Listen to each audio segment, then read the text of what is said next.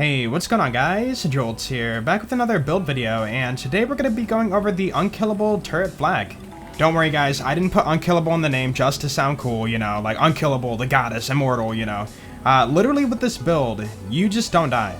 Now, my goal for the build was to find something aggressive and fun. I didn't want to, you know, sit back and snipe, because I find that a little bit boring and just kind of slow-paced for Mayhem 3. And yeah, this is the build I came up with. First off, we have a T2R pistol, and this is going to be for massive chunks of damage. Now, it looks like a pistol, but it acts like a launcher. So if you have a tough enemy, you can chuck this at them and they will pretty much die. Then we have the Lucian's Call, so if you freeze an enemy with this, you can easily hit critical hits. And because of that, you can activate the skill, what is it called? Head count, so you can easily get your action skill back. You might also notice we don't have Leave No Trace and Megavore, but we'll get to that in a bit. You don't even need that for this build. The Dictator, this gun does work. So this is going to be for killing bosses or the anointed enemies or whoever you want. So you can see on the card it says 289 times 3. In standard mode you shoot 3, and with Two Fang you can shoot 4. But in bipod mode you can shoot 7, and with Two Fang 8 pellets, and you can spam it extremely fast.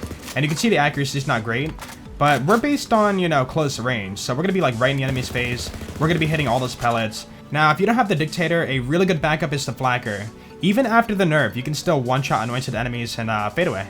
The Crossroads. So sometimes you run into a militant or a tank or a turret and they have armor. This will beat through the armor and take them out. This might surprise a lot of you, but we're actually using the ward. This shield is not only a melee shield, it's actually really good for surviving too. When the shield is depleted, we get 25% weapon damage and 2% passive healing. Or sorry, when the shield is depleted, it doubles, so you get 4% passive healing. Now, you don't need the anointed version for this, you just want to have one that has the 300% melee, and we'll get to that in a second. Because we're close range, our shield's going to be broken all the time, which means we're going to be getting all those bonuses all the time. You might be thinking, Jolts, what's the point? On Mayhem 3, the anointed enemies can easily health gate you. That is where this comes into play. A Knife Drain. Basically, if you have 1 HP left and you're in front of the enemy and you press melee, you're back to full health. Now, Knife Drain is a prefix for any artifact. It could be on a blue, purple, legendary, whatever. You don't have to be using a Victory Rush like I am. I'm using Victory Rush because I'm going to be running from enemy to enemy, and I want to make sure I can close the gap in between them. But yeah, at the bare minimum, get a Knife Drain. The Bounty Hunter. We're going to be shooting a lot of bullets. Each bullet we hit has a chance to activate a lot of our kill skills. Also, bosses are treated as all the enemy types, so we'll be getting more damage on them too. As for the skills, 2 on Frenzy and 3 on the Most Dangerous Game. And for the grenade, we have the Hex. Now, you can use whatever you want, but I wanted something I could throw and not think about. Also, we'll have frozen enemies, easy crit, and instant cooldown for my action skill. Alright, now for the skill trees. First off, we have the Hunter skill tree. Where's it at? There it is. With Interplanetary Stalker. Whenever I kill an enemy, I get a stack, and it can stack up to 3 times per bonus. The bonuses we get are 10% damage per stack. On robots, we get 7.5% corrosive damage per stack. On humans, we get 15% action skill damage on stack, and for a beast, we get 7% movement speed per stack. Remember, we're wearing the Bounty Hunter comp, so just by spamming bullets and not even getting kills, I can activate this. And for a boss, they're treated as all the enemy types, so you get all those bonuses on them. I'm going to cover this now. So we don't have Leave No Trace and Megavore because enemies are going to be frozen and you're going to be scoring the critical hits point blank. The Lucian's Call has Leave No Trace built into it, so as long as you're hitting crits, you have infinite ammo. Second intention, a little more reload speed, and if you get a critical hit kill, then you get even more reload speed. Also, it is a hunter kill skill, so if you spam bullets, it will activate automatically. Okay, Hunter's Eye, I did not take it because a lot of other skills in the skill tree are way more beneficial for the build.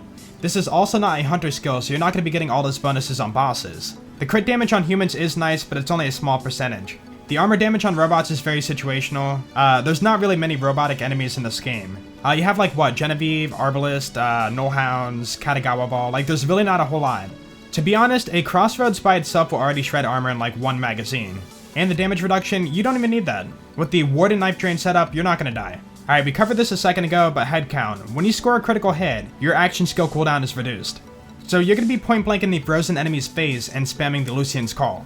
Because of that, the Lucian's Call will have infinite ammo, and you'll have your action skill cooldown instantly. Ambush Predator, we don't really need that. The handling's nice, but we're already point blank, we don't need more. The crit damage is small, and we have plenty of that too. Plus, all these skills are a lot more beneficial for the build. Two Fang, Black has a chance to fire an extra projectile per shot. So for a single projectile weapon like the Lucian's Call, you have a 1 in 4 chance for double DPS. That also means you're spamming out even more bullets for even faster cooldown. Big game, so Black's hunter skills have much more duration and effects.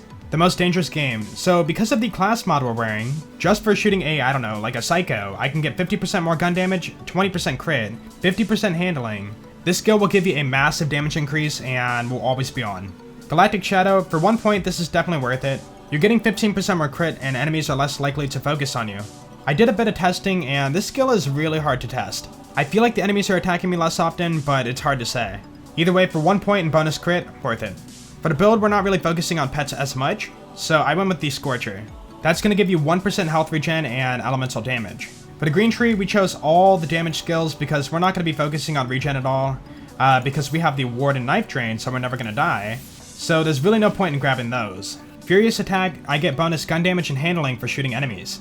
That will stack to 10, and because of the big game skill, it will have more duration and better effects. Eager to Impress, so when I get a kill, I get more cooldown on my action skill, and we did 3 points there to move down the tree because the healing skills and this doesn't matter. Overclocked, we have more fire rate, and after a reload, we have even more. Thanks to Second Intention, we're going to have better reload all the time, and that's going to activate that bonus fire rate. Like the wounds, so if you're playing solo and you're in the green tree, always get this skill. Your pet can't save you if you happen to go down. Turn, tail, and run. This skill is what gave me the idea for naming this build the turret build. While moving, you get health regen and damage reduction, but if you stand still, you're getting gun damage and fire rate. That is a huge bonus for 3 points. The Fast and the Furious, you will have bonus gun damage and movement speed if you're above half health. Because of the knife drain and ward, you're going to have this all the time. Hidden Machine, more damage if enemies aren't focused on you. So if you're in fadeaway or they're focused on your pet, you're going to have more damage. The Power Inside, when you activate your action skill, which is, fadeaway, then you're going to have 25% more damage. If you're full HP, which you will be, then you will double that bonus. So you and your pet are going to have 50% damage bonus. That is huge. So we have fadeaways, so we're cloaked and enemies won't see us, and that's going to give us more crit, movement speed, and health regen. Gorillas in the Mist, so fadeaway won't break after the normal 3 shots. Now, depending on the situation, if I'm shooting all the bullets, then I will have this on. If I'm shooting something with slower fire rate, like the Flacker, then I will go ahead and put on the Until You Are Dead augment. That will give you more movement speed and health regen after fadeaway ends for a short duration. Finally, we have Unblinking Eye. In fadeaway, I will be getting a lot more critical hit damage.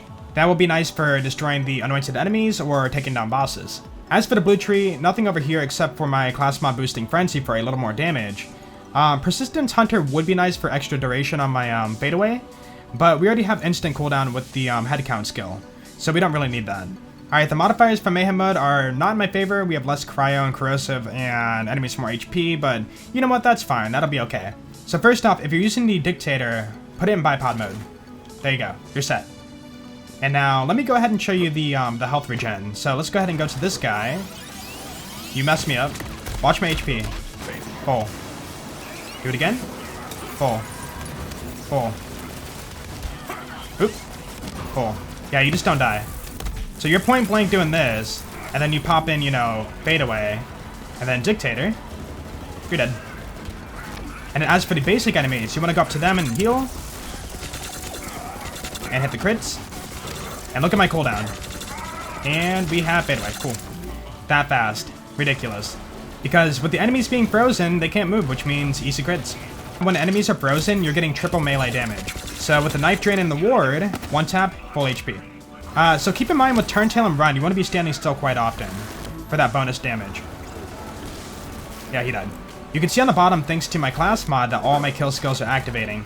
Alright, so you have armor. Let's go ahead and do this. And you're dead. Ridiculous. Even with negative 50% on corrosive, he still instantly dies. So if there's a little bit of range going on, what you can do is chuck your TDORs into the battlefield. So you should freeze up. Yep.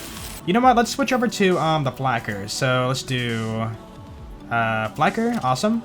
And because we're using Flacker's low fire rate, let's take off Gorillas in the Mist. We'll do that instead. And you can see here with the Flacker, let's just find some enemies. One shot, they're dead. You have a shield, doesn't really matter. And you guys too. Ridiculous. Alright, Tron is a shielded enemy, so let's put on a Shock Dictator. A Shock Cutsman or a Crossbow should work too. Do that. And we're spamming all the bullets, so back to Gorillas in the Mist. Get bipod ready. Alright, let's go. So we're gonna get right behind them, activate fadeaway. Yeah. Good fight, man. I just realized after all that fighting, I didn't even use one grenade. So if I would have hex spam too, it could have been even easier. Anyways, that's going to be it for the build, so go ahead and try it out for yourself, guys, and let me know how it works for you. And I think that's going to be it. So if you guys did enjoy the video, then please be sure to leave a like, because that'd be awesome. And if you guys really enjoyed it, be sure to sub. You guys have a great day, and I will see you all later. Peace out.